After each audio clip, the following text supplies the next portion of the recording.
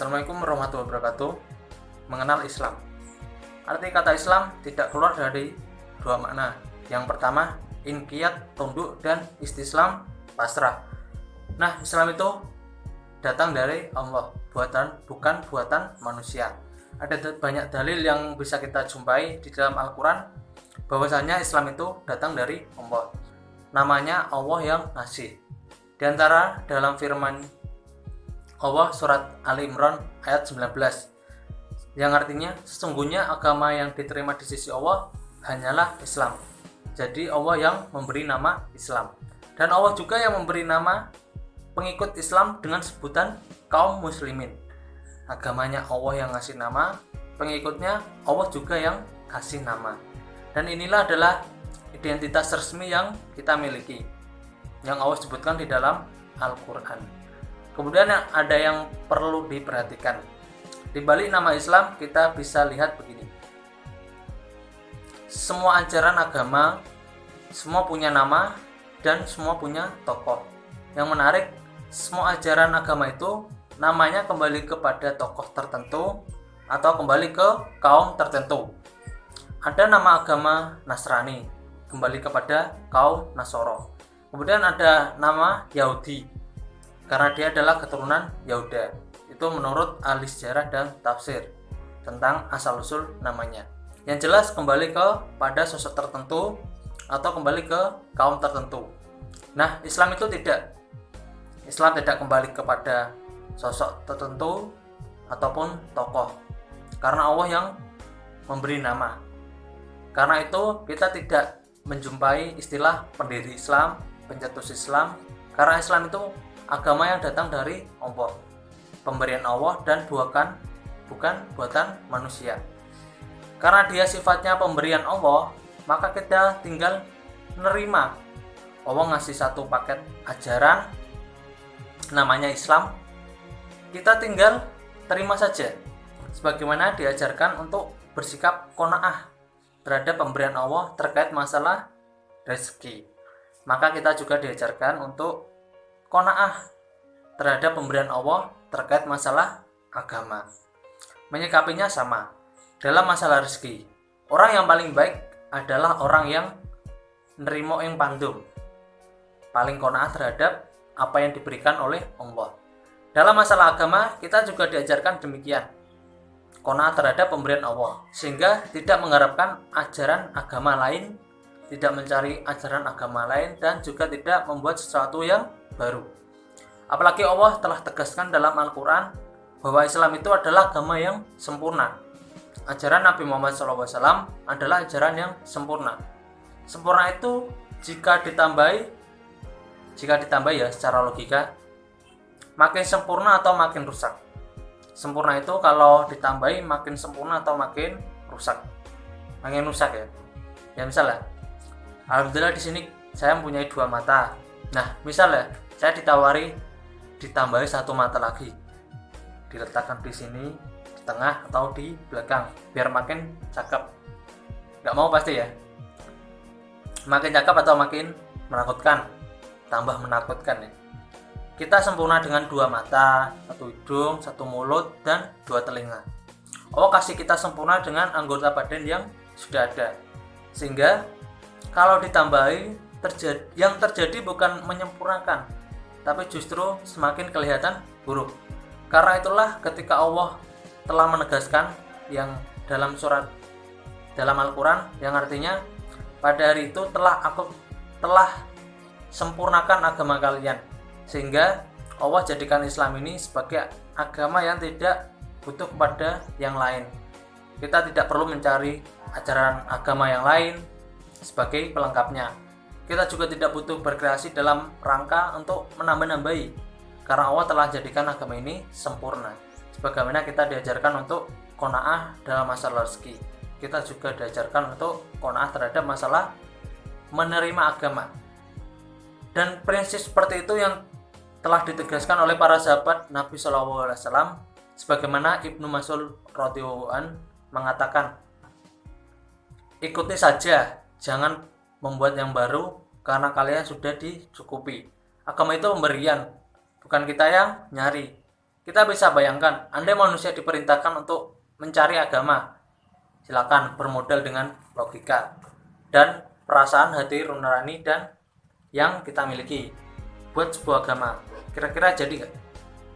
Manusia akan gagal untuk membuat seperti itu.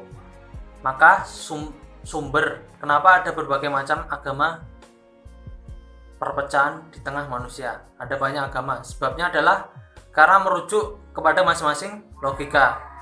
Ada agama A, agama B, dan seterusnya. Semakin banyak logika bermain, maka agama itu semakin banyak terpecah.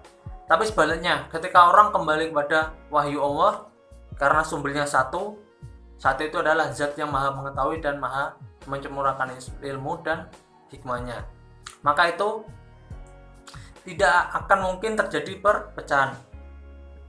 Selanjutnya terkait makna Islam secara istilah, yang bentuknya adalah pasrah kepada Allah dan tunduk dengan melakukan ketaatan. Maka ulama membagi Islam menjadi dua. Yang pertama, Islam dalam arti umum. Makna Islam dalam arti umum adalah semua ajaran para nabi, karena semua nabi muslim. Apa buktinya? Dalam surat Al-Baqarah yang artinya, dan Ibrahim mewasiatkan kepada putranya, demikian Yakub, mereka mewasiatkan kepada putranya, sesungguhnya Allah telah memilih agama untuk kalian, karena itu janganlah kalian mati kecuali dalam kondisi muslim. Jadi semua nabi beragama yang sama, yaitu agama Islam. Nah, Islam di sini maknanya adalah dalam arti umum. Maka pengikut Nabi A muslim di zaman Nabi A, pengikut Nabi B muslim di zaman Nabi B. Semuanya muslim. Karena mereka membawa ajaran agama yang sumbernya satu, yaitu dari Allah Subhanahu wa taala. Selanjutnya adalah Islam dalam makna khusus. Islam dalam makna khusus pengertiannya adalah ajaran Nabi Shallallahu alaihi wasallam. Disebut Islam dalam makna khusus karena Islam ini mengkoreksi ajaran agama Nabi sebelumnya. Al-Quran sebagai penentu apakah ajarannya dulu masih bisa berlaku atau tidak. Sehingga kita diberi oleh Allah sang Nabi penutup yang ajarannya mengakhiri semua ajaran pada masa dahulu. Selanjutnya yaitu iman, percaya atau yakin. Iman secara istilah meyakini dalam hati, mengucapkan dalam lisan, dan mengamalkan dalam perbuatan. Kita dalam menggunakan kata iman, maka tidak boleh kita gunakan dalam ucapan sehari-hari, kecuali secara makna istilah. Misal, saya percaya dengan adik saya, boleh nggak saya ganti? Saya beriman kepada adik saya. Aneh kan ya? Sehingga padanan ini bukan padanan secara istilah, tapi secara bahasa. Ketika kita gunakan, pakai secara istilah, bukan secara bahasa. Iman tidak hanya yakin, karena kalau iman hanya sebatas yakin, berarti iblis adalah mukmin. Iblis yakin nggak Allah itu ada? Iblis yakin nggak kalau Allah Maha Kuasa? Apakah iblis yakin ada surga dan neraka? Yakin. Bahkan dia pernah melihatnya. Maka kalau ada orang yang dia mengatakan Allah tidak Maha Kuasa, Allah nggak ada, itu berarti lebih sesat dibandingkan dengan iblis. Iblis saja yakin Allah Maha Kuasa, Allah itu ada. Karena itulah iman tidak hanya sebatas yakin. Kasus yang lain juga dialami oleh Fir'aun, dan ada lagi kaum kafir Quraisy yang mereka menolak Nabi Muhammad SAW. Mereka itu tidak mendustakanmu, wahai Muhammad. Hati mereka itu yakin, namun mereka menentang. Mereka mengakui kebenaran Nabi Muhammad SAW, paman beliau sendiri malah juga demikian, tapi tidak mau menyatakan Islam. Abu Thalib memiliki sebuah syair yang syair itu ditempelkan di dinding Ka'bah. Apa syairnya Abu Thalib? Yang artinya, sungguh aku telah yakin agamanya Muhammad itu agama yang terbaik di muka bumi.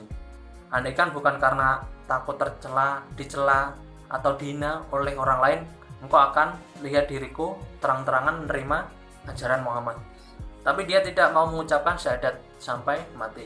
Padahal dia mempunyai kedekatan yang luar biasa dengan Nabi SAW. Nah, itu sekedar bukti bahwasanya sebatas yakin bukan iman.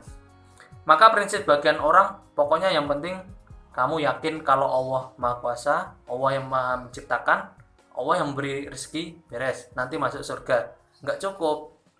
Kemudian iman juga tidak hanya sebatas pengakuan di lisan. Yang penting mengucapkan 2 kalimat syahadat, selesai. Keliru. Masih ada tugas yang lain. Ada seorang ulama yang bernama Wahab bin Munabbih radhiyallahu anhu. Beliau ditanya, bukankah la ilaha illallah itu kunci surga? Sehingga orang kalau sudah punya kunci bisa masuk surga. Apa kata Wahab? Betul, bahwasanya la ilaha illallah itu adalah kunci surga. Tapi yang namanya kunci harus ada giginya, ada lubangnya. Dan orang yang kuncinya ada giginya baru bisa buka surga.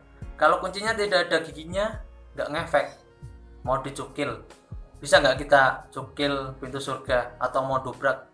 Nggak bisa kan? Nah, gigi dari kunci surga itu adalah amal soleh. Jadi amal bagian dari iman. Yang dimaksud iman di sini adalah sholat. Kemudian ada kaidah yang menyatakan bahwa perbedaan antara iman dan Islam.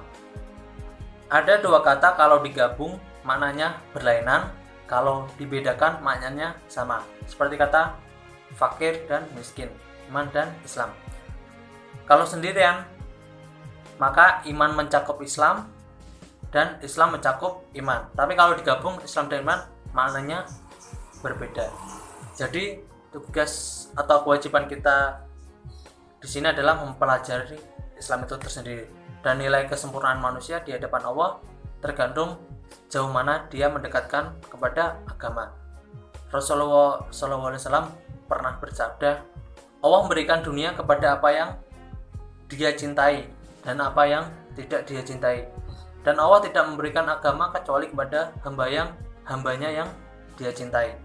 Maka prestasi kita bukan diukur dari sebanyak apa harta kita, seberapa tinggi pangkat jabatan, tapi sedekat apa kita kepada agama.